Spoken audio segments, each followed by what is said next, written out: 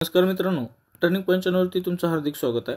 बघा मित्रांनो, आपण RRB जी काही भरती झालेली आहे त्या RRB भरतीची 2022च्या प्रश्नपत्रिकेमधील GK अँड सायन्स हे प्रश्न आपण प्रिव्हियस इयर क्वेश्चन पेपरच्या मार्फत पाहणार आहोत. तर हा जो प्रश्नपत्रिका आहे 7 ऑक्टोबरची आहे आणि 5 म्हणजे तिसऱ्या शिफ्टचे पेपर आहे आणि ही लेवल 1चे पण पेपर पाहणार आहोत. तर आपण या व्हिडिओमध्ये फक्त GK आणि याचंच पाहणार आहोत. सायन्सचं मॅथ रिजनिंगसाठी वेगळं टायपिंग करून त्याचं प्रॉपर ॲनालिसिस करावं लागेल, त्यामुळे इथं पॉसिबल नाही आहे. तर मग पहा, जे काही GKचे प्रश्न येतील ते तुम्हाला मी वाचून दाखवणार आहे. विज्ञान खूप महत्त्वाचं मॅटर करतं RRBला. तर गोलीय आरशाच्या वक्रता केंद्राच्या संदर्भात खालीलपैकी कोणते किंवा कोणती विधाने सत्य आहेत? मित्रांनो, गोलीय आरशाच्या वक्रता केंद्रातून जाणारा प्रकाश किरण विरुद्ध दिशेने आपल्या मार्गाचे पुनर्रेखन करतो, हे विधान बरोबर आहे. गोलीय आरशाच्या वक्रता केंद्रावर तयार झालेली प्रतिमा वस्तूच्या आकाराएवढीच असते, हे पण देखील बरोबर आहे. गोलीय आरशाच्या वक्रता केंद्रावर तयार झालेली प्रतिमा ही वास्तव व उलट असते. तुम्हाला अगोदर सांगितलेलं आहे की बहिर्गोल, अंतर्गोल जे काही भिंग आहेत त्यानुसार जी काही प्रतिमा तयार होते त्याचं एक चार्ट आपल्या 10वीच्या पुस्तकामध्ये किंवा मी मागच्या व्हिडिओमध्ये बनवलेला आहे. तर ते तुम्ही पाहिलं असेल, ते बघून घ्या तुम्ही. तर मग त्या पद्धतीनं वास्तव, उलटी, पुन्हा आभासी, सुलटी हे कन्सेप्ट तुम्हाला क्लिअर असणं गरजेचं आहे. पाहूया पुढे. सरकारी संस्थेद्वारे व्यक्ती किंवा महामंडळावर आकारले जाणारे अनिवार्य योगदान डॅश डॅश म्हणून ओळखले जाते. कर अर्थात टॅक्स, बरोबर. जे काही तुमचं उत्पन्न असतं त्यावर टॅक्स लावलं जातं. खालीलपैकी कोणता पर्याय न्यायपालिकेच्या स्वातंत्र्याचे उत्तम वर्णन करतो? न्यायाधीशांना त्यांचे कर्म न घाबरता किंवा निपक्षपातीने पार पाडता आले पाहिजे. साहजिक हे बरोबरच असणार आहे. सरकारच्या कार्यकारी आणि विधायी अंगांनी न्यायव्यवस्थेच्या कामकाजावर अंकुश ठेवला पाहिजे. नाही, सरकारनं न्यायव्यवस्थेवर कसं काय अंकुश ठेवणार? मग न्यायदान होणारच नाही ना. न्यायव्यवस्थेत उत्तरदायित्वाचा अभाव असू नये, उत्तरदायित्व म्हणून काम केलं पाहिजे. न्यायपालिकेच्या निर्णयात कार्यकारी कायदेमंडळाने हस्तक्षेप केला पाहिजे, तर कुणीच हस्तक्षेप केला नाही पाहिजे. म्हणून उत्तम वर्णन जे आहे ते आपलं पर्याय क्रमांक 1 आहे. खालीलपैकी कोणता आसाममधील प्रसिद्ध व्याघ्र प्रकल्प आहे? काझीरंगा व्याघ्र प्रकल्प हा आसाम या राज्यातील आहे. बाकीचे जे व्याघ्र प्रकल्प आहेत ते म्हणजे सोबत त्यांनी प्रश्न कसं दिले आहेत त्याबद्दल शंका आहे मला. दिब्रुगड जे आहे, दिब्रुगड देखील जे आता व्याघ्र प्रकल्प तुम्ही विचार कराल, दिब्रुगड देखील आसाममध्ये आहे. परंतु काझीरंगा ही आहे ना खूप मोठं म्हणजे खूप प्रसिद्ध आहे आणि ते आसाममध्ये आहे. आता हे तिनसुकिया, सोनितपूर हे देखील जे आहेत ना आसाम या राज्यामध्ये आहेत. पुढचा प्रश्न पाहूया. ह्याचं उत्तर त्यांनी काझीरंगा दिलेलं आहे, तुम्ही गुगल सर्च करू शकता. त्यानंतर खालीलपैकी कोणी 17 डिसेंबर 2021 रोजी लोकसभेत उत्तेजक द्रव्य विधेयक सादर केले? तर ते अनुराग ठाकूर यांनी केलं होतं. बरं, आता तुम्ही ज्यावेळेस अभ्यास कराल, ज्यावेळेस आता ही 2024 असेल किंवा भविष्यात कोणत्याही, आता हा व्हिडिओ तर कंटिन्यू तुम्हाला राहणार आहे, तुम्ही केव्हा तर केव्हा बघणार आहे, त्यावेळेस काय बघायचं, साधारणपणे 1 वर्षाच्या आतील लोकसभेमध्ये जे काही विधेयक सादर केलेलं आहे ते विधेयक कुणी मांडलेलं आहे हे देखील तुम्ही पहा. आणि अशा प्रकारचे प्रश्न विधेयक सादर कुणी केले त्यावेळेस बऱ्याच वेळेस प्रश्न परीक्षेला RRBच्या विचारण्यात आलेला आहे. तुम्हाला नमुने दिसतीलच. पुढे डोबेरायनर या त्रिकांच्या नियमनासाठी क्लोरीन, ब्रोमीन आणि आयोडीनचा योग्य क्रम निवडा. अर्थात त्याचा क्लोरीन, ब्रोमीन आणि आयोडीन असा योग्य क्रम आहे. तुम्ही 10वीचं पुस्तक किंवा आरोग्य विभाग तांत्रिक डायरी हे पुस्तक जर वापरलं असेल, काही विद्यार्थी असतील पुस्तक माहीत असेल, तर हे 10वीचे विज्ञान भाग 1 मध्ये आहे ना, आवर्त सारणी हे त्याच्यामध्ये ते सगळं दिलेलं आहे. हे 3 अशा प्रकारचा सिक्वेन्स त्यामध्ये दिलेला आहे. त्यानंतर पुढचा प्रश्न पाहूया. वस्तू ध्रुवावरून अंतर्वक आरशाच्या नाभीकडे हलवल्यामुळे संगत प्रतिमा डॅश डॅशवरून सरकते आणि प्रतिमा डॅश डॅश असते. ध्रुव ते अनंत, आभासी ते सरळ, अशा प्रकारे ही प्रतिमा त्याची असते. त्यानंतर पुढचा प्रश्न पाहूया. मॅथ रिजनिंग पुढे. प्रकाश वाहिन्या जलरोधक कशामुळे होतात? तर ते लिग्निन या घटकामुळे जे आहेत प्रकाश वाहिन्या जलरोधक बनत असतात. पुढचा प्रश्न आहे जीवशास्त्रावर. HIV एड्स प्रसार टाळण्यासाठी अनेक पद्धतींचा अवलंब केला जातो. नमूद केलेल्या पद्धतीपैकी कोणती चुकीची आहे? तर चुकीचं विचारलेलं आहे, बाकी सगळे बरोबरच असतील असं त्यांचं म्हणणं आहे. अंमली पदार्थांच्या माध्यमातून संक्रमण विशेषतः सुया सामायिक करणे रोखायला हवे. हो, रोखायलाच पाहिजे, कारण ना एकमेकांचं जे आहे समजा सुई रक्त ब्लड शरीरात गेलं की होते. जबाबदार लैंगिक वर्तन स्वीकारलंच पाहिजे. विदाऊट प्रोटेक्शन सेक्शुअल कॉन्टॅक्ट करणं हे तुम्हाला HIV कडे जायचं लक्षण आहे. कान टोचणे, ॲक्युपंक्चर आधीसाठी वापरली जाणारी उपकरणे वापरण्यापूर्वी निर्जंतुक करणे गरजेचं आहे. त्यानंतर आपण टॅटू गोंदतो ना, टॅटू गोंदणं देखील एक घातक प्रकार आहे आणि ती काहीतरी बातमी आली होती की त्यामुळं 21 जणांना काहीतरी HIV झाला होता. HIV संक्रमित डासाच्या चाव्यापासून बचाव करण्यासाठी मच्छरदाणी वापरणे. आता ॲक्च्युअलमध्ये हे मच्छरपासून HIV होते काही सिद्धच झालेलं नाही, त्यामुळे अजून याच्यावर काय नेहमी असा प्रश्न आलेला आहे. आणि हे आपलं जे आहे ना वर नमूद केलेल्या पद्धतीपैकी ही चुकीची पद्धत आहे. पुढचा प्रश्न पाहूया. पुढे पहा, खालीलपैकी कोणत्या प्रमुख नदी प्रणालींच्या समूहाने भारताच्या उत्तर मैदानाची निर्मिती केलेली आहे? सिंधू, गंगा आणि ब्रह्मपुत्रा. आपला ही भारत आहे, बरोबर. आणि आपल्या भारतामध्ये जे काही इकडला आहे उत्तर, तुम्हाला माहीतच आहे, इकडं अशा प्रकारे इकडं आहे ना सिंधू, गंगा आणि ब्रह्मपुत्रा नद्या आहेत. आसामकडे, इकडं उत्तर प्रदेश, पुन्हा इकडं सिंधू, अशा प्रकारे ह्या नद्या आहेत. आता ही नर्मदा, तुम्ही जर विचार कराल, कावेरी ही कर्नाटकमध्ये येते, इकडं तापी इकडं महाराष्ट्राकडं, बरोबर, मध्य प्रदेश आणि महाराष्ट्राची बाउंड्री. गोदावरी इकडं महाराष्ट्राकडे. उत्तर भारताचा त्यांनी विचारलेले काय प्रश्नामध्ये उत्तर मैदानाची निर्मिती करते, तर हे 3च नद्या आहेत, बरोबर. नर्मदा इकडला जाय, तुम्हाला उत्तर भारताचा ते डेव्हलप करत नाही. गोदावरी तर आपल्या महाराष्ट्रामध्ये आहे. ओके, म्हणजे तुम्हाला नद्या कुठे आहेत ह्यावरून अंदाजे उत्तर काढता आलं असतं. पुढचा प्रश्न पहा, C3H8 आणि C5H12 या जोडीच्या रेणू वस्तुमानातील फरक किती आहे? तर याचं फरक उत्तर जे आहे ते 28 आहे. हे गणितीय स्वरूपाचं उदाहरण आहे आणि त्यावर आपण वेगळ्या प्रकारचे उदाहरणं बनवणार आहोत डिटेलमध्ये. त्यानंतर पुढचा प्रश्न आहे. आता ही सध्या सगळं प्रश्न व्हिडिओ काय घेतोय आपण, हे तुम्हाला प्रश्नाचं स्वरूप कळावं आणि त्याची उत्तरं तुम्हाला माहिती व्हावं ह्यासाठी आपण हे व्हिडिओ बनवत आहोत. पुढचं पाहू, भारतातील कोणते राज्य हे महोत्सव उत्सव साजरा करते? नागालँड या राज्यामध्ये साजरा केला जातो हा प्रकार म्हणजे उत्सव. आणि प्रत्येक राज्य आणि उत्सव हे तुम्हाला पाठच करणं आवश्यक आहे. त्यानंतर खालीलपैकी अशी कोणती आर्थिक परिस्थिती आहे ज्यामध्ये सर्व उपलब्ध श्रम संसाधने शक्य तितक्या कार्यक्षमतेने वापरले जात आहेत? तर ते पूर्ण रोजगार हा याचा अचूक उत्तर आहे. खालीलपैकी कोणत्या नवीकरण योग्य नसलेला ऊर्जा स्रोत आहे? पवन ऊर्जा हा नवीकरण योग्य नसलेला ऊर्जा स्रोत आहे. कोळसा, नैसर्गिक वायू आणि पेट्रोलियम हे नवीनीकरण योग्य ऊर्जा स्रोत आहेत. प्रश्नामध्ये थोडक्यात चूक आहे असं मला वाटतं. नवीनीकरण योग्य असलेला ऊर्जा स्रोत कोणता असं पाहिजे.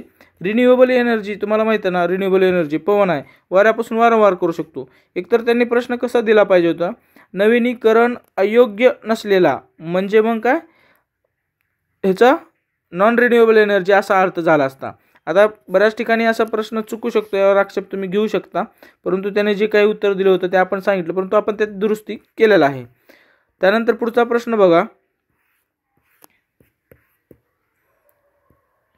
ख्रिस्ती लोक कोणत्या दिवशी येशू ख्रिस्ताला क्रुसावर चढवल्याचे स्मरण करतात? तर ते गुड फ्रायडे या दिवशी. त्यानंतर भारत डॅशकडे हिंदुकुश पर्वतरांगांनी वेढलेला आहे? उत्तर पश्चिमी, बरोबर. इकडं वरच्या बाजूला उत्तर आणि पश्चिमी भारताच्या इकडे हिंदुकुश रांगाने वेढलेला आहे. त्यानंतर लिटमस हा नैसर्गिक आम्लारी दर्शक आहे, तो कशापासून मिळवला जातो? तो शैवाळपासून मिळवला जातो. कोणत्या क्रीडा प्रकारात सौरव घोषालने राष्ट्रकुल क्रीडा स्पर्धा 2022 मध्ये कांस्य पदक पटकावले? तर ते स्क्वॅश या क्रीडा प्रकारात पटकावले. आता सध्या तुम्ही पॅरिस ऑलिम्पिकवर लक्ष द्या 2024 मध्ये, आणि ज्यावेळेस तुमची परीक्षा असेल त्यावेळेस त्या स्पर्धावर तुम्ही अभ्यास करायचा. व्हिडिओ तुम्ही केव्हाही जरी पाहिलं तरी काही प्रॉब्लेम नाही. पुढचा प्रश्न पहा, मेंडेलीव च्या मते मूलद्रव्यांचे डॅश डॅश गुणधर्म हे आवर्ती फल आहेत. हे अणुवस्तुमान मागच्या 7-10 शिफ्ट 2022 शिफ्ट 2 मध्ये देखील हा प्रश्न होता, परंतु त्याने इंग्रजीमध्ये ते दिलेलं होतं ॲटोमास म्हणून. मी तुम्हाला सांगितलं होतं की डोबेर्नॉयचे त्रिके, मेंडलीवची आवर्त सारणी, त्यानंतर न्यूलँडची अष्टके हे देखील तुम्ही पाहणं गरजेचं आहे. न्यूलँडची अष्टके देखील मांडणी असंच केलेली आहे, बरोबर. पुढचा प्रश्न, खालीलपैकी कोणत्या गर्भनिरोधक गोळ्या वापरण्याचा तोटा आहे? सर्व पर्याय पाहून घेऊ म्हणजे तुमचं काही कन्सेप्ट क्लिअर होतील. जोडप्यातील दोन्ही भागीदारांनी गोळ्या घेणे आवश्यक आहे. तर गोळ्यांचा प्रभाव अप्रत्यावर्ती असणे, गोळ्या संप्रेरकी असंतुलन निर्माण करू शकतात, त्याने रजोनिवृत्ती येऊ शकते. प्रश्न काय विचारलेला आहे, खालीलपैकी कोणता गर्भनिरोधक गोळ्या वापरण्याचा तोटा आहे? तर हा एक तोटा आहे. जोडप्यातील दोन्ही भागीदारांनी गोळ्या घेणे आवश्यक असणे. कदाचित आता असू शकते जेंट्ससाठी पण लेडीजला तर आपण गोळ्या देतो, तुम्हाला माहीत आहे. हे एक म्हणजे आपलं हे जे प्रश्नाचं उत्तर आहे ते गोळ्या संप्रेरकी असंतुलन निर्माण करू शकतात. हे एक मोठा तोटा आहे बायोलॉजिकली. एक विद्युत बल्ब 220 वॅट जनित्राशी जोडल्यावर त्यातून 2 अँपिअर धारा वाहते. त्याची शक्ती किती? तर 440 वॉट येते. हे गणिताचं स्वरूप आहे. सायन्समध्ये गणित प्रश्न आहेत हे तुमच्या लक्षात येत आहे, हे समजून घ्या तुम्ही. पुढचा प्रश्न वाचूया. गाजरामध्ये जीवनसत्व ए चे प्रमाण जास्त असते. गाजर खाल्ल्याने लहान मुलाला कशाचा फायदा होतो? लहान मुलाची दृष्टी मजबूत होते, म्हणून तर नेहमी म्हणतो गाजर खा, डोळे मजबूत होतील किंवा चांगलं स्पष्ट दिसेल असं म्हणतो. याने लहान मुलाची हाडे मजबूत होतं. विटॅमिन डी त्याच्यामध्ये नसतं. विटॅमिन ए जे असतं ना, डोळ्यासाठी खूप उपयोगी असतं. लहान मुलांना अनेक रोगांची प्रतिकार करण्यास मदत होते. असं स्पेसिफिक नाही आहे. हे लहान मुलांना चांगल्या प्रमाणात ऊर्जा देते. कार्बोहायड्रेट्समुळे आपल्याला ऊर्जा मिळत असते, हे तुम्हाला माहीत आहे. पुढचा प्रश्न आहे, जेव्हा वाहक चुंबकीय क्षेत्राच्या दिशेने गतिमान असते तेव्हा त्यात विकसित झालेले प्रेरित EMF डॅश डॅश असते, तर ते 0 असते. पुढचा प्रश्न आहे, 30 जून 2022 पर्यंतच्या माहितीनुसार संविधानाच्या 8व्या अनुसूचीनुसार भारतात किती अधिकृत भाषा आहेत? तर त्या अधिकृत भाषा आहेत.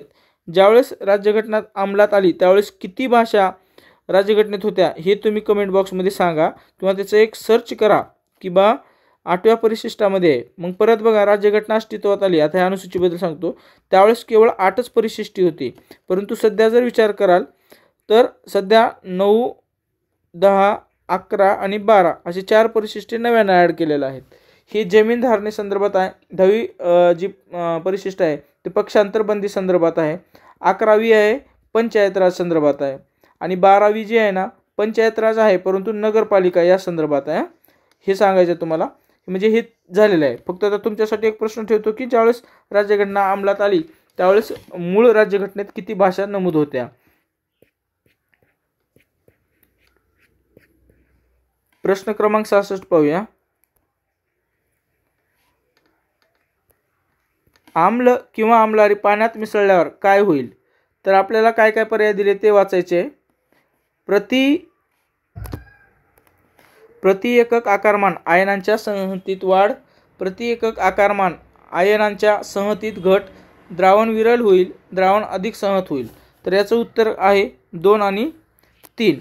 प्रति एकक आकारमान आयनांच्या संहतीत जे आहे ते घट होईल आणि द्रावण विरल होईल. असं आम्ल किंवा आम्लारीमध्ये ज्यावेळेला आम्ल किंवा आम्लारी पाण्यात मिसळल्यावर अशा प्रकारची प्रक्रिया होते. प्रश्न क्रमांक 67 बघा. खालील कोणत्या कायद्याच्या तरतुदीनुसार ईस्ट इंडिया कंपनी संपुष्टात आली आणि ब्रिटनचे भारतीय प्रदेश ब्रिटिश राणीच्या नावावर शासित झाले? 1858 चा हा उठाव जो होता त्यावेळेस ते आले. 1858चे अल्पकालीन दीर्घकालीन जे काही कारण होते, तात्कालिक कारण हे पण लक्षात घ्या की पांडे यांनी गोळी मारली आणि ते गाईचं चरबीचं जे काही मटण द्यायला लागले त्याच्यामुळे खायला द्यायला लागले, काडतुसं होते, त्यामुळे ते आंदोलन झालं आणि तिथून हे तात्कालिक कारण होतं. परंतु त्याच्यामागे एक दीर्घकाल होता की जमीन सुधारणा, पुन्हा स्वतःचा फायदा बघणे, हे बऱ्याच गोष्टी त्यामध्ये होत्या. 68 क्रमांकाचा प्रश्न पहा. फुफ्फुसात वायुकोश असण्याचे कारण काय आहे? पृष्ठभागाचे क्षेत्रफळ वाढवण्यासाठी. कशाचे? पृष्ठभागाचे क्षेत्रफळ वाढवण्यासाठी. वायुकोशासाठी फुफ्फुसासाठी पंपिंग क्रिया प्रदान करण्यासाठी, फुफ्फुसाचे आकारमान वाढवण्यासाठी, फुफ्फुसांना यांत्रिक आधार देण्यासाठी. तर ॲक्च्युअल उत्तर त्यांनी काय दिले, पृष्ठभागाचे क्षेत्रफळ वाढवण्यासाठी. त्यानंतर 69 प्रश्न क्रमांक पाहू. सरकारला ऊर्जा घेण्याची गरज आहे हे खालीलपैकी कशावरून निर्देश केली जाते.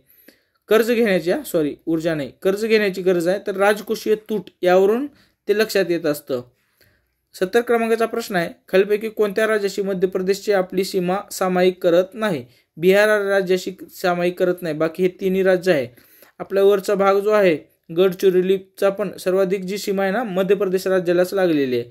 इकडं तुम्ही धुळे पण आहे, धुळेचा देखील लागलेला आहे. इकडे वरचे जे जिल्हे आहेत ते सर्व मध्य प्रदेश या राज्याला आपल्या लागलेले आहेत.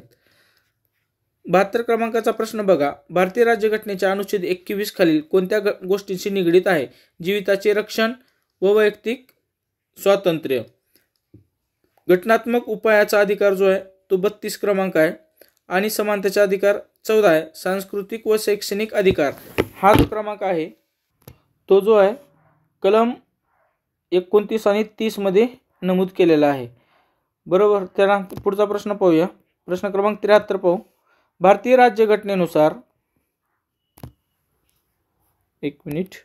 भारतीय राज्यघटनेनुसार नगरपालिकेच्या क्षेत्रात प्रभाग समित्या स्थापन करणे आवश्यक असते.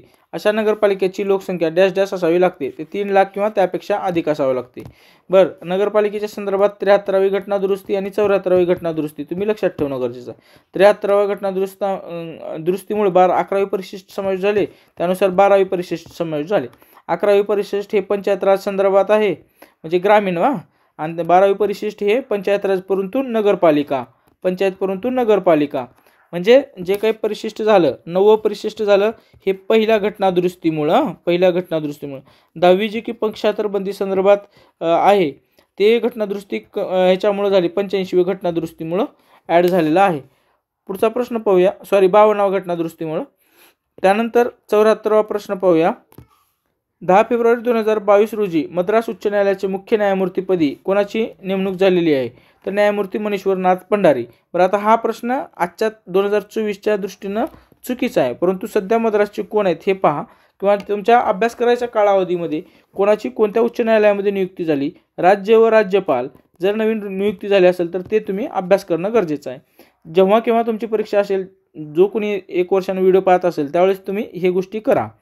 त्यानंतर 75 क्रमांकाचा प्रश्न आहे. डॅश डॅश हे श्रेणी परिपथाचे एक उदाहरण आहे. सजावटीचे दिवे हे श्रेणी परिपथाचे एक उदाहरण आहे. घरातील रचना हे नाही, कारचे हेडलाईट्स नाही, पथदिवे नाही. 76 क्रमांकाचा प्रश्न आहे. नायट्रोजनच्या रेणूच्या निर्मितीमध्ये सहभागी असणाऱ्या सहसंयुज बंधाची संख्या किती आहे. तर ते 3 आहे. हा देखील भिंग आहे, परंतु भिंगाचं आहे ना गणितीय उदाहरण आहे, त्याचे वेगळी सिरीज बनवावं लागेल कारण गणित लिहावं लागेल आपल्याला. विद्युत जनित्रासाठी खालीलपैकी कोणते विधान सत्य आहे. तर कुंडलातील वेड्यांची संख्या वाढवून प्रेरित धारेत वाढ करता येऊ शकते. तर हे विधान बरोबर आहे.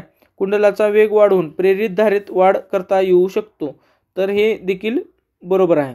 मित्रांनो, प्रयुक्त चुंबकीय क्षेत्र कमी करून प्रेरित धारेत वाढ करता येऊ शकते ही चूक आहे. लक्षात घ्या, ही जी विद्युतधारा प्रकरण आहे त्या विद्युतधारेमध्ये तुम्हाला हे सर्व डिटेल मिळून जाईल. त्यावर आपण बनवू, आपण स्टेप बाय स्टेप 10वीचे पूर्ण विज्ञान आपण कव्हर करायचा प्रयत्न करू. बरं, आता हे विद्युत जनित्र आहे ते देखील आपल्या 10वीच्या पुस्तकामध्ये आहे किंवा कोणत्याही विज्ञानाच्या पुस्तकामध्ये आहे. पुढचा 81 क्रमांकाचा प्रश्न हा देखील गणितावर आहे. विज्ञान गणित. 300 वॅट क्षमता निर्देश एअर कूलर दररोज 12 तास चालवल्यावर 30 दिवसात त्यांनी वापरलेली एकूण ऊर्जा किती. तर 108 किलोवॅट ऊर्जा असेल. प्रश्न क्रमांक 85 पहा. रासायनिक अभिक्रियेवरती प्रश्न आहे. मागच्या पेपरमध्ये पण म्हणजे 7-10च्या पेपर शिफ्ट 2 मध्ये देखील यावर प्रश्न होता. विस्थापन अभिक्रियेच्या संदर्भात खालीलपैकी कोणते विधान बरोबर आहे. तर ॲक्च्युअलमध्ये डायरेक्ट उत्तर पाहूया. अधिक क्रियाशील धातू कमी अभिक्रियाशील धातूला त्याच्या जलीय द्रावणापासून विस्थापित करतो. हे जे आहे ना हे विधान बरोबर आहे. पुढे 87 क्रमांकाचा प्रश्न आहे. अराइज अनेक कार्यक्रम भारत सरकारच्या अंतराळ विभागात डिपार्टमेंट ऑफ स्पेसद्वारे संशोधन आणि नवीन उपक्रमाला चालना देणारा राष्ट्रीय उपक्रम आहे. आत्मनिर्भर भारत अशा प्रकारचा आहे. पंतप्रधान नरेंद्र मोदी यांनी ही घोषणा केलेली होती.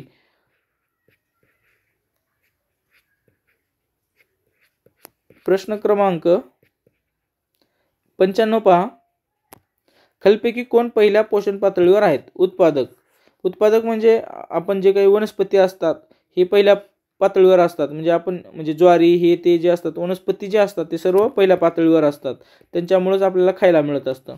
जानेवारी 2022 मध्ये खालीलपैकी कोणत्या देशात डुकराचे हृदय मानवामध्ये प्रत्यारोपित करण्यात आले? तर ते अमेरिकेमध्ये करण्यात आलं. महाराष्ट्रातील स्टेट गव्हर्नमेंटच्या एक्झाममध्ये देखील यावर प्रश्न आलेला होता. 98 क्रमांकाचा प्रश्न पहा. भारतात अवजड विद्युत उपकरणांचे डॅश डॅश येथे उत्पादन करण्यासाठी भारत सरकारने 17 नोव्हेंबर 1955 रोजी associated electrical industries associated electric industries UK बरोबर करार स्वाक्षरी केला. ही कंपनी सार्वजनिक क्षेत्रात हेवी इलेक्ट्रिकल्स लिमिटेड म्हणून नोंदणीकृत आहे. तर ती कुठं आहे? भोपाळ या ठिकाणी आहे. अर्थशास्त्राचा तो प्रश्न आहे. प्रश्न क्रमांक 99 पहा. पर्जन्य जलाचे pH मूल्य 5.6 किलोमीटर असेल तर त्यास आम्लवर्ष असे म्हटले जाते. आपल्याला माहीत आहे बरोबर. आम्लधर्मी पाणी नद्यामधून वाहिल्यास काय घडेल? नदीच्या पाण्याचा pH हा घटेल. प्रश्न परत एकदा वाचा. पर्जन्य जलाचे pH मूल्य 5.6 पेक्षा कमी असेल तर ते आम्लवर्ष असं म्हटलं जातं. हे तुम्हाला एक प्रश्न किंवा नोट्स मिळून जाईल. आणि ते जर पाणी नदीतून वाहिलं तर आम्लधर्मी पाणी नद्यामधून वाहिल्यास काय होतं? तर नद्याचा pH जो आहे तो परत घटेल. शेवटचा प्रश्न आहे. मेंडेलचा स्वतंत्र विल्हेवारीचा नियम Mendel's law of independent assortment किती लक्षणांमध्ये भिन्न असलेल्या वाटाण्याच्या मूळ वनस्पतीवर आधारित आहे? तर तो 2 वाटाण्याच्या वनस्पतीवर आधारित आहे. मित्रांनो, अशा प्रकारे आपण पूर्ण जे काही आहे जेवढे शक्य आहे तेवढ्या सर्व प्रश्नपत्रिकेचा आपण ॲनालिसिस पाहणार आहोत. GK and science only. आणि प्रत्येक टॉपिकनुसार हे सगळे व्हिडिओ बनवून झाल्यानंतर आपण विज्ञानच्या प्रत्येक प्रकरणावर आपण व्हिडिओ बनवणार आहोत. आणि अशा प्रकारे प्रश्नांचं जे ॲनालिसिस अगोदर करून त्यावर आपण पुन्हा टॉपिक बनवणार आहोत. व्हिडिओ आला तर नक्की शेअर करा, सबस्क्राईब करायला विसरू नका. Thanks for watching this video.